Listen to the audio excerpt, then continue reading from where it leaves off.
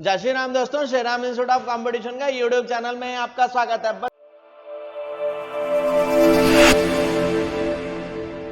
बच्चों, आज बात करने जा रहे हैं बौद्ध धर्म के बारे में। बौद्ध धर्म के संस्थापक थे गौतम बुद्ध, जिन्हें बच्चों एशिया के ज्योतिपुंज के नाम से भी जाना जाता है।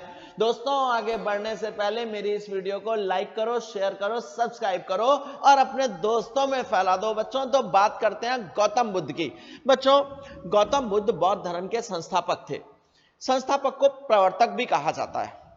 इनका जन्म 563 बीसी में 563 बीसी में कपिलवस्तु के पास लुम्बिनी नामक स्थान पर हुआ। बच्चों, महात्मा बुद्ध को, गौतम बुद्ध को एशिया का ज्योतिपुंज भी कहा जाता है। इन्हें शाक्य मुनि भी कहा जाता है। बच्चों, इनके बचपन का नाम है सिद्धार्थ। इनके पिता का नाम है शुद्धोधन और ये कपिलवस्तु के शाक्य गण के प्रधान थे।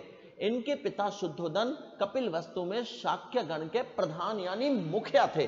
ठीक है बच्चों, चलिए।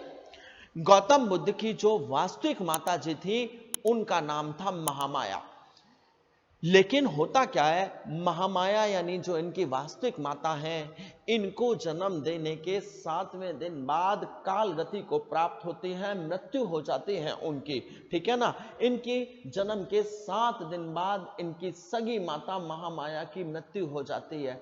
इसलिए गौतम बुद्ध की माता की मृत्यु के बाद इनकी सौतेली माता, जिनका नाम है प्रजापति गौतमी, वो इनका पालन पोषण भी करती हैं। बच्चों, बाल्यकाल से ही इनका मन सांसारिकता से विमुक्त था, यानी सांसारिक बातों में इनका मन नहीं लगता था।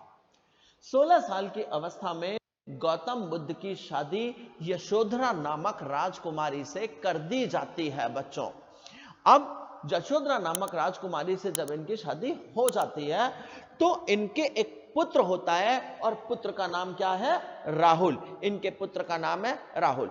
एक दिन ये सुबह ही सुबह मॉर्निंग में, सुबह के वक्त प्रातः काल में अपने सारथी चन्ना के साथ कपिलवस्तु की सैर के लिए निकलते हैं। अब कपिलवस्तु की जब ये सैर के लिए निकलते हैं तो ये ऐसे 4 दृश्य देखते हैं जिनसे इनका मन सांसारिकता से मोह भंग हो जाता है और सांसारिकता को ये त्यागने की सोचते हैं। बच्चों, और इनके मन में वैराग्य की भावना जाग जाती है। फिर ये 29 वर्ष की अवस्था में गृह त्याग कर देते हैं और सत्य की खोज में निकलते हैं। और कॉम्पिटिटिव एग्जाम के लिए बहुत महत्वपूर्ण है कि इनके गृह त्याग की घटना को क्या कहा जाता है? इनके गृह त्याग की घटना को कहा जाता है महाभिनिष्क्रमण। मैं आपको इनके जीवन से जुड़ी एक एक तथ्य, एक एक घटना बताऊंगा जो कॉम्पिटिटिव एग्जाम के लिए बहुत महत्वपूर्ण है।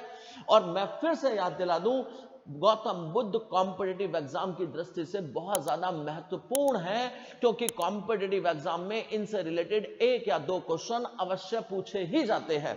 तो बच्चों, अब मैं आपको बताता हूं कि वो 4 दृश्य क्या थे जो इन्होंने प्रातःकालीन सैर पर देखे थे। जब ये अपने सारथी के साथ प्रातःकालीन सैर पर गए तो इन्होंने सबसे पहले एक बूढ़ा व्यक्ति देखा। बूढ़ा व्यक्ति देखने के बाद इन्होंने अगले दिन एक बीमार व्यक्ति देखा और फिर एक मृतक देखा और फिर एक सन्यासी देखा।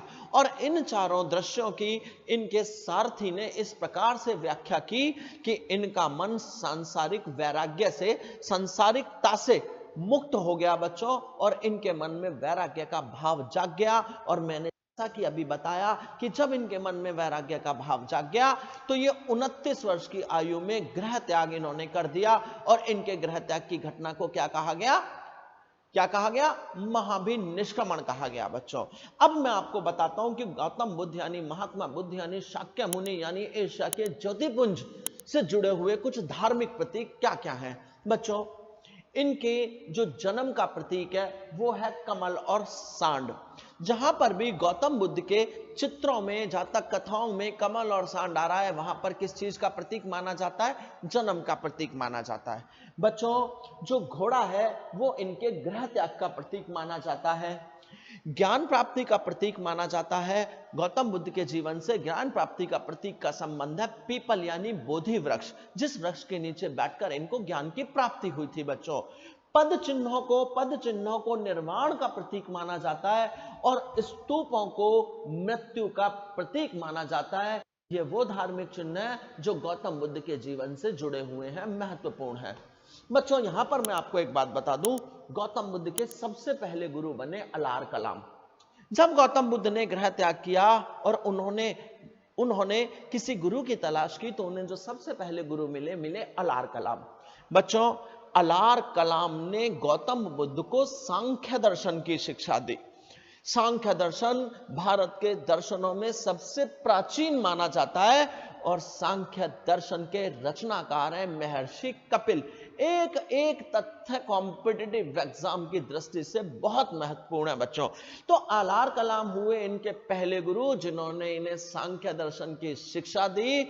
और सांख्य दर्शन महर्षि कपिल के द्वारा रचित है, जो कि सारे दर्शनों में सबसे प्राचीन दर्शन माना जाता है। जब इन्होंने अलार कलाम से शिक्षा ग्रहण कर ली बच्चों, जब इन्होंने अलार कलाम से शिक्षा ग्रहण कर ली, तो उसके बाद ये राजगीर पहुंचे। राजगीर पहुंचने के बाद इनके दूसरे जो गुरु बने वो बने रुद्रक रामपत। ठीक है, उरुवेला में इनके पास 5 ब्राह्मण सिद्धार्थ के शिष्य बने या साधक बने। जो 5 ब्राह्मण या जो 5 इनके शिष्य थे, उनके नाम थे कौंडिन्य, बप्पा, भादिया, अस्सागी और महानामा। ठीक है, लेकिन होता क्या है, उरुवेला में ही एक किसान की बेटी है जिसका नाम है सुजाता। ये सुजाता के हाथ से खीर खा लेते हैं और इस बात से इनके 5 शिष्य इनको पाखंडी कहकर इनका साथ छोड़ देते हैं, जो 5 शिष्य थे इनके। ठीक है बच्चों, तो अब महात्मा बुद्ध से जुड़ी हुई जो सबसे प्राचीन महत्वपूर्ण घटना है, सबसे ज्यादा महत्वपूर्ण घटना, मैंने आपको बोला जब इन्होंने अपना घर छोड़ा था 29 वर्ष की आयु में, तो इनके घर छोड़ने की घटना को महानिष्क्रमण कहा गया, यानी गृह त्याग की घटना को क्या कहा जाता है, महानिष्क्रमण। ये चारों घटनाएं आप बहुत अच्छे से याद कर लेना बच्चों, क्योंकि कॉम्पिटिटिव एग्जाम में इन घटनाओं से संबंधित एक नया क्वेश्चन अवश्य पूछा जाता है बच्चों।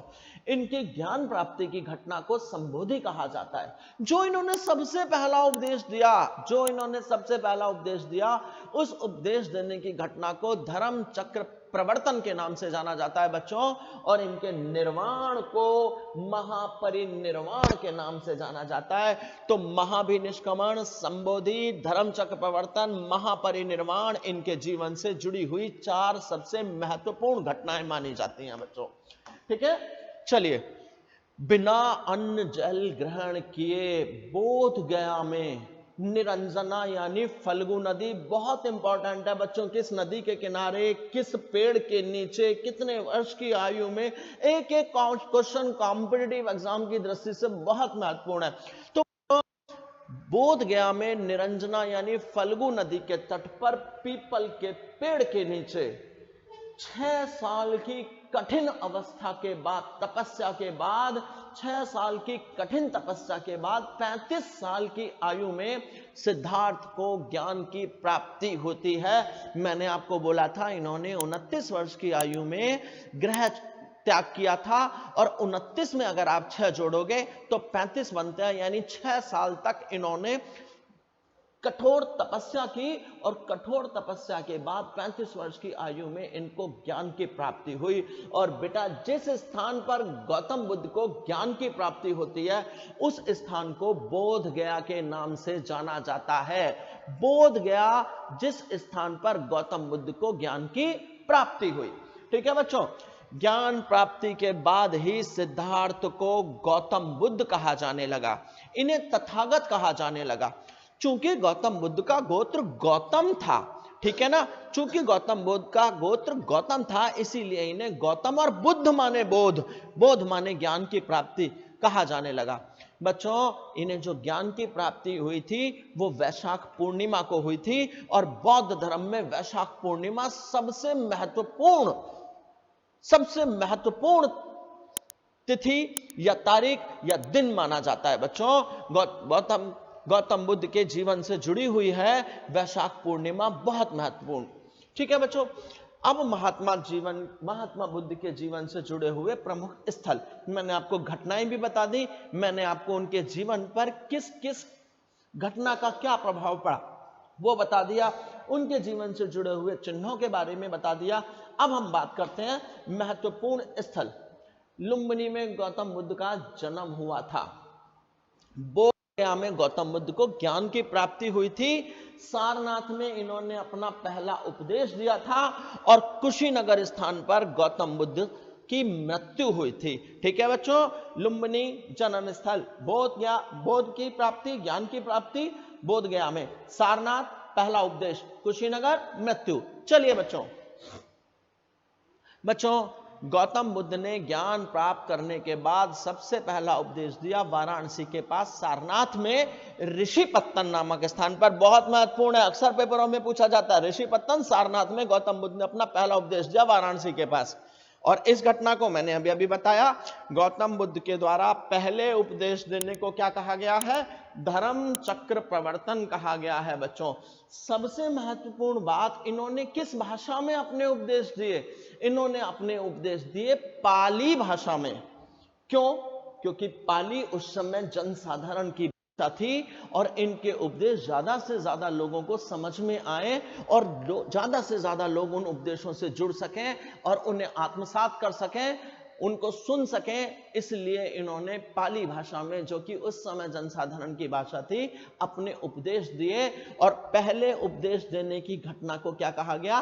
धर्म चक्र प्रवर्तन। कहां दिया गया? सारनाथ में। किस जगह पर? ऋषिपत्तनम में, वाराणसी के पास। ठीक है बच्चों, चलिए अब देखो बच्चों, गौतम बुद्ध ने वैशाली, कौशल, कौशांबी और अन्य आसपास के इलाकों में अपने उपदेश दिए। वैशाली, कौशल, कौशांबी और अन्य राज्यों में बुद्ध ने अपने अपने उपदेश दिए और बहुत सारे शिष्य बनाए। बच्चों त्रिरत्न का संबंध बौद्ध धर्म से है। बच्चों त्रिरत्न जो है, ठीक है ना, त्रिरत्न है बुद्ध, धम्म और संघ। बच्चों ठीक है ना, बुद्ध ने आत्मा के अस्तित्व को नकार दिया। उन्होंने कहा आत्मा का कोई अस्तित्व नहीं है। वो ईश्वर को भी नहीं मानते थे, अनिश्वरवादी थे बच्चों। और उन्होंने बताया कि मनुष्य की जो अतृप्त इच्छा है, जो इस जन्म में पूरी नहीं हो पाती, इसलिए व्यक्ति पुनर्जन्म लेता है। यानी अतृप्त इच्छा ने बुद्ध को पुनर्जन्म का कारण बताया। बौद्ध धर्म में प्रविष्ट होने को, शामिल होने को, बौद्ध धर्म से जुड़ने को किस नाम से जाना जाता था? उपसंपदा। तो बच्चों बौद्ध धर्म में प्रविष्टि को उपसंपदा कहा जाता था। बौद्ध जो थे, गौतम बुद्ध जी जो थे, अनिश्वरवादी थे और मनुष्य की अतृप्त इच्छा को इन्होंने क्या बताया? पुनर्जन्म का कारण बताया। बच्चों और बौद्ध धर्म के त्रिरत्न क्या बताए मैंने आपको? बुद्ध, धम्म और संघ। बच्चों ठीक है, बौद्ध धर्म में प्रवेश करने के लिए न्यूनतम आयु रखी गई 15 साल। 15 साल से कम के व्यक्ति को बौद्ध धर्म में प्रवेश नहीं कराया जा सकता था। बच्चों ठीक है, अपराधी, रोगी, दास और कर्जे से युक्त व्यक्ति यानी ऋणग्रस्त लोगों का बौद्ध धर्म में प्रवेश वर्जित था। बुद्ध के अनुसार देवतागण भी कर्म के सिद्धांत के अंतर्गत आते थे और गौतम बुद्ध ने वेदों की प्रामाणिकता को नकार दिया था। ठीक है बेटा, तो हम लोग जान रहे हैं गौतम बुद्ध से जीवन से जुड़ी हुई प्रत्येक महत्वपूर्ण घटना और प्रत्येक महत्वपूर्ण तथ्य को। बच्चों बुद्ध के अनुसार जन्म, मृत्यु और पुनर्जन्म के चक्र का जो मूल कारण है वो क्या है? अज्ञान। बच्चों निर्वाण बहुत महत्वपूर्ण है। अक्सर आप लोगों ने निर्वाण शब्द देखा होगा। बच्चों बुद्ध ने तृष्णा मतलब किसी भी चीज को पाने की इच्छा, किसी भी चीज के पीछे भागने की लालसा, तो बुद्ध ने तृष्णा के क्षीण होने की घटना को ही निर्वाण का नाम दिया। बच्चों उन्होंने उपनिषद के हवाले से कहा था कि ये दुनिया दुखों से भरी हुई है। अच्छा बच्चों, बुद्ध के जितने भी अनुयायी थे इनको दो भागों में बांटा गया। एक भाग को भिक्षुक कहा जाता था और दूसरे जो भाग थे वो उपासक कहलाए। बच्चों बौद्ध धर्म के प्रचार के लिए जो संन्यास ग्रहण करते थे व्यक्ति, बौद्ध धर्म के प्रचार के लिए जो व्यक्ति संन्यास ग्रहण करते थे वो भिक्षुक कहलाए। और जो गृहस्थी का जीवन जीते हुए बौद्ध धर्म को अपनाते थे वो सब किस नाम से जाने गए? वो सब उपासक के नाम से जाने गए। यानी भिक्षुक जो लोग हैं वो बौद्ध धर्म के प्रचार के लिए संन्यास ग्रहण करेंगे, और उपासक हैं वो क्या करेंगे? वो गृहस्थ जीवन जीते हुए अपने बौद्ध धर्म को पालन करेंगे। ठीक बच्चों, चलिए पाली भाषा में लिखे गए हैं त्रिपिटक, यानी त्रिपिटक की भाषा कैसी है? पाली भाषा। बच्चों त्रिपिटक से ही बौद्ध धर्म के बारे में संपूर्ण जानकारी मिलती है, बिल्कुल बढ़िया वाला ज्ञान मिलता है बच्चों। त्रिपिटक पाली भाषा का ही शब्द है, और त्रिपिटक का अर्थ है 3 पिटक, यानी 3 टोकरी। अब ये 3 टोकरी है कौन कौन सी? सबसे पहला सुत्त पिटक, दूसरा विनय पिटक, और तीसरा अभिधम्म पिटक। ठीक है बच्चों, तो पिटक का अर्थ क्या होता है? टोकरी। और पिटक कौन कौन से हैं? सुत्त पिटक, विनय पिटक और अभिधम्म पिटक बच्चों। ठीक, चलिए अब महात्मा बुद्ध के मुख्य अनुयायियों के बारे में बात करते हैं कि जो वो प्रमुख व्यक्ति जो गौतम बुद्ध के अनुयायी थे, कौन कौन थे बच्चों? बिंबिसार, प्रसन्नजीत और उदयन, ये गौतम बुद्ध के प्रमुख अनुयायी थे। ठीक है बच्चों, सुत्त पिटक में बौद्ध धर्म के मूल सिद्धांत दिए गए हैं। 3 पिटक मैंने आपको बताए। सुत्त पिटक में बौद्ध धर्म के मूल सिद्धांत दिए गए हैं बच्चों। और जो विनय पिटक है, ठीक है, विनय पिटक संस्कृत और पाली भाषा दोनों में, ठीक, पुरुष और महिला सन्यासियों के संबंधी कानून का वर्णन दिया गया है। और इसके 3 भाग हैं। कौन कौन से? सुत्त विभाग, खुद्दक और परिवार। तो मैंने आपको बताया कि सुत्त पिटक में बौद्ध धर्म के मूल सिद्धांत दिए गए हैं। और विनय पिटक कैसा शब्द है? संस्कृत और पाली भाषा दोनों का है। इसके अंदर पुरुष और महिला सन्यासियों के कानूनों का वर्णन है। और इसके कितने विभाग हैं? इसके 3 विभाग हैं बच्चों। चलिए बच्चों, अभिधम्म पिटक के 7 विभाग हैं। इनमें बौद्ध दर्शनों का, बौद्ध तत्व का, बौद्ध ज्ञान का वर्णन है बच्चों। अब होता क्या है, 80 वर्ष की आयु में 483 बीसी में, 80 वर्ष की आयु में 483 बीसी में कुशीनगर, मैं आपको बता दूं कुशीनगर देवरिया नामक स्थान पर पड़ता है उत्तर प्रदेश में। तो 80 वर्ष की आयु में 483 बीसी में कुशीनगर यानी देवरिया यानी उत्तर प्रदेश में गौतम बुद्ध स्वर्ग से जाते हैं बच्चों। और इस महत्वपूर्ण घटना का नाम भी मैं आपको बता चुका हूं। इस महत्वपूर्ण घटना का नाम है महापरिनिर्वाण। बौद्ध धर्म में गौतम बुद्ध के देह त्यागने की घटना को महापरिनिर्वाण का नाम दिया जाता है बच्चों। मृत्यु से पहले गौतम बुद्ध ने चुंद नामक एक व्यक्ति के द्वारा दिया गया भोजन किया था। जब इन्होंने ये वो भोजन किया तो इनका उदर यानी पेट में विकार हो गया, और उसी उदर विकार के कारण गौतम बुद्ध की मृत्यु हो गई बच्चों। अब गौतम बुद्ध का जो अंत्येष्टि संस्कार था वो मल्लों ने बहुत सम्मान के साथ किया, बहुत सम्मान के साथ बच्चों। महात्मा बुद्ध के जीवन और मृत्यु की तारीख को चीनी परंपरा के कैंटोनमेंट अभिलेख, कैंटोन अभिलेख है चीनी परंपरा का, उसके आधार पर डिसाइड किया गया है गौतम बुद्ध के जन्म और मृत्यु की तारीखों को। ठीक है, चलिए बच्चों, महात्मा बुद्ध के द्वारा दिया गया अंतिम उपदेश था सभी वस्तुएं शरणशील हैं। शरण का मतलब जिनका डेप्रिसिएशन हो जाता है, जो खत्म हो जाती हैं। अतः मनुष्य को अपना पथ प्रदर्शक खुद ही होना पड़ेगा बच्चों। मरने के बाद क्या हुआ कि इनके अवशेष को 8 भागों में बांट गया बच्चों। 8 भागों में इनके अवशेषों को बांटा गया और उनकी जगह 8 स्तूपों का निर्माण करा दिया गया बच्चों। 7वीं शताब्दी में गौतम बुद्ध के जो धर्म है बौद्ध धर्म, इसकी 2 शाखा बन गई। ठीक है ना, एक शाखा का नाम बना वज्रयान, जो तांत्रिक क्रियाविधि को प्रमुखता देती थी बच्चों। ठीक है ना, और जो देखिए इधर मैंने आपको बताया 7वीं शताब्दी में बौद्ध धर्म की एक अलग शाखा बन गई जिसका नाम वज्रयान था, जो कि तांत्रिक विधि को मान्यता देती थी। ठीक है, चौथी बौद्ध संगति खत्म होने के बाद ही बौद्ध धर्म 2 भागों में बट गया था। ठीक, 2 भागों में बट गया था बच्चों। एक भाग का नाम पड़ा हीनयान और दूसरे भाग का नाम पड़ा महायान। तो मैंने आपको क्या बताया, बौद्ध धर्म 2 हिस्सों में बट गया। एक का एक भाग का नाम पड़ा हीनयान और दूसरे भाग का नाम पड़ा महायान। बच्चों, बौद्ध धर्म में जो सबसे पहले दीक्षित होने वाले गौतम बुद्ध के जो 5 शिष्य थे, उनमें से एक का नाम था अस्य जी। अस्य जी ने राजगृह में 2 प्रसिद्ध सन्यासियों को बौद्ध धर्म में दीक्षित करवाया। ठीक है ना। वो 2 सन्यासी कौन थे? एक तो थे मोगलान और दूसरे थे सारिपुत्र। ठीक है ना। आनंद गौतम के सबसे प्रिय शिष्य थे, सबसे प्रसिद्ध शिष्य थे, सबसे आत्मीय शिष्य थे। कौन? आनंद बच्चों। और बौद्ध धर्म को अपनाने वाली सबसे पहली महिला कौन हुई? महात्मा बुद्ध की सौतेली मां प्रजापति गौतमी प्रथम महिला थी जिन्होंने बौद्ध धर्म को स्वीकार किया था बच्चों। ठीक है। मोगली पुत्र तिस्स, जिन्हें उपगुप्त के नाम से भी जाना जाता है, मोगली पुत्र तिस्स यानी उपगुप्त ने सम्राट अशोक को बौद्ध धर्म की दीक्षा दी थी बच्चों। और भारत के बाहर इस बौद्ध धर्म को फैलाने का सबसे बड़ा श्रेय सम्राट अशोक को जाता है। यहां पर यह भी उल्लेखनीय है कि उन्होंने अपने बेटे महेंद्र और बेटी संघमित्रा को श्रीलंका में बौद्ध धर्म का प्रचार करने के लिए भेजा था बच्चों। ठीक है। कल्लिक शूद्र और तपासु बुद्ध के 2 अनुयायी थे। बौद्ध धर्म और जैन धर्म दोनों ही किसके बारे में विचार करते हैं? अनिश्वरवाद को मानते हैं बच्चों। बुद्ध की जो सबसे पहली मूर्ति थी वो किस कला में बनी? गांधार कला में बनी बच्चों। और बौद्ध की जो ज्यादातर मूर्तियां बनी हैं वो गांधार शैली में ही बनी हैं बच्चों। गौतम बुद्ध ने मध्यम मार्ग का उपदेश दिया था बच्चों।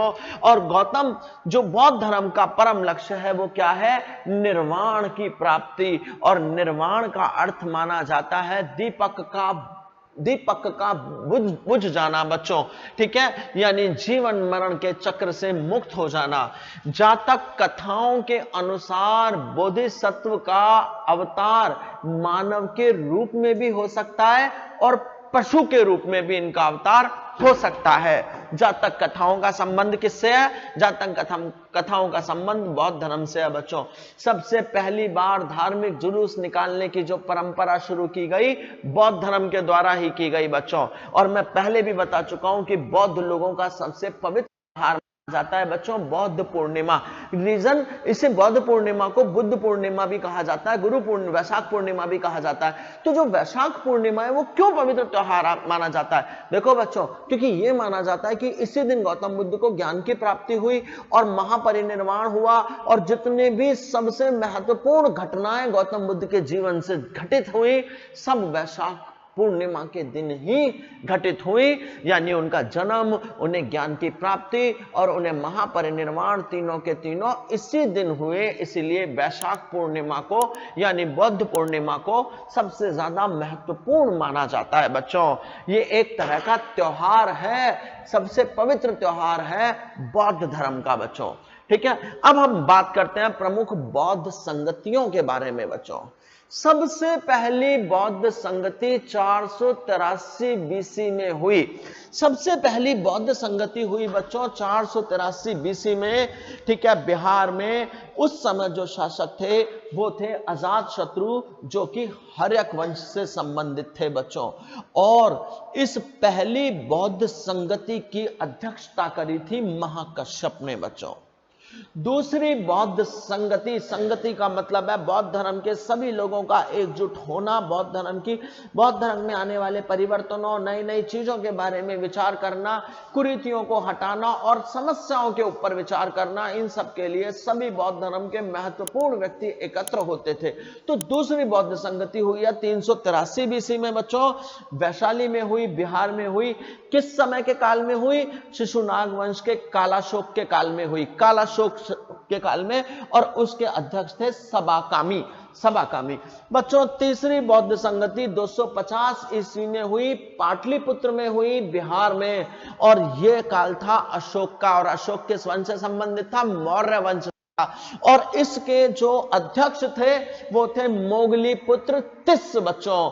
और जो चौथी संगति हुई वो पहली शताब्दी में हुई बच्चों। कहां हुई? कुंडल वन में हुई, कश्मीर में हुई। किसके काल में हुई? कनिष्क के काल में हुई। यहां पर मैं आपको बता दूं, कनिष्क कुषाण वंश के सबसे प्रतापी राजाओं में से था और इस चौथी संगति की अध्यक्षता की थी वसुमित्र ने बच्चों।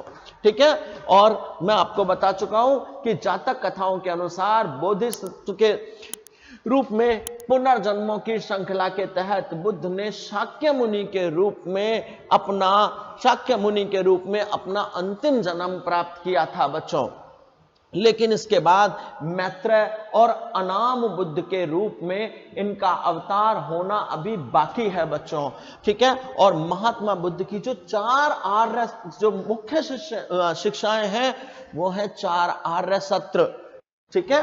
अष्टांगिक मार्ग, सदाचार पर बल, ये मुख्य शिक्षाएं हैं। 4 आर्य सत्य, अष्टांगिक मार्ग और सदाचार पर बल। तो बच्चों इसी के साथ हमारा बौद्ध धर्म समाप्त हो जाता है और यहां तक रखते हैं। जय श्री राम, जय हिंद। लेकिन जाने से पहले यह कहूंगा कि मेरी इस वीडियो को लाइक करो, शेयर करो, सब्सक्राइब करो। जय श्री राम बच्चों, जल्दी